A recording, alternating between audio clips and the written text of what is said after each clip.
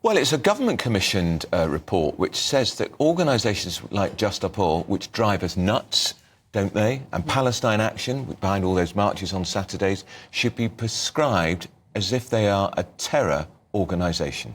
So this report, led by former Labour MP and friend of this show, John Woodcock, recommends creating extreme protest restriction orders which could see the groups banned.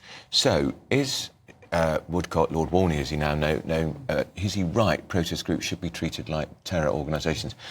I can see what he means, but we have to defend, don't we, the right to protest? We have to defend the right to protest. And also, one person's terror group might be Just Stop Oil, whereas they would be to other people. They are crusading for the future generations. I think it's quite a dangerous precedent. But those marches on Saturday, right, haven't they made their point? But when they are Palestinian marches. The Palestinian marches, when Jewish men and women feel they cannot go near central London because they feel intimidated, and we've heard the anti-Semitic abuse, which isn't stopped by the police, should those marches be stopped? What I don't understand about the Just Stop Oil protesters is that, according to various commentators, the police already have sufficient powers to move them on, and they're just not using them. So why? We have to be really careful, I think, that we don't have this crisis situation with these protesters who do cause huge disruption. But the solution to that problem affects then all of us in any sphere in which we might wish to have our voices heard. Well, let's have a discussion like this. Joining us now is Kevin Schofield, well known to this programme. He's from the HuffPost UK, and the political commentator Benedict Spence. Gentlemen, good morning. Kevin, let's talk to you first with your bleeding heart Liberal hat on here. If you don't mind me saying so. What's your take on this? Is he going too far in saying that groups like Just Stop Oil should be treated like terrorists? Yeah, I find myself in agreement with yourself here, Andrew. I think it is going too far. Just Stop Oil are annoying.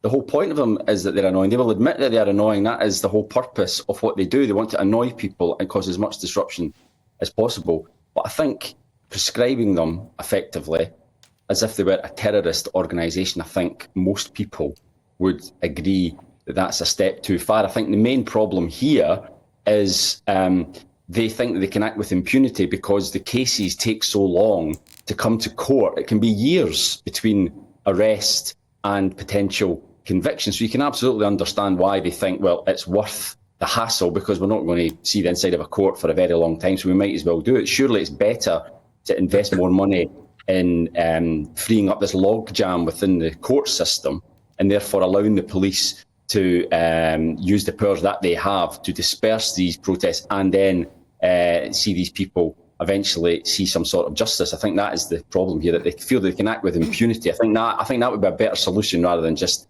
using a sledgehammer to crack a nut. Benedict Spence, do you have similar concerns about civil liberties if we have governments saying that that any protester is effectively a terrorist?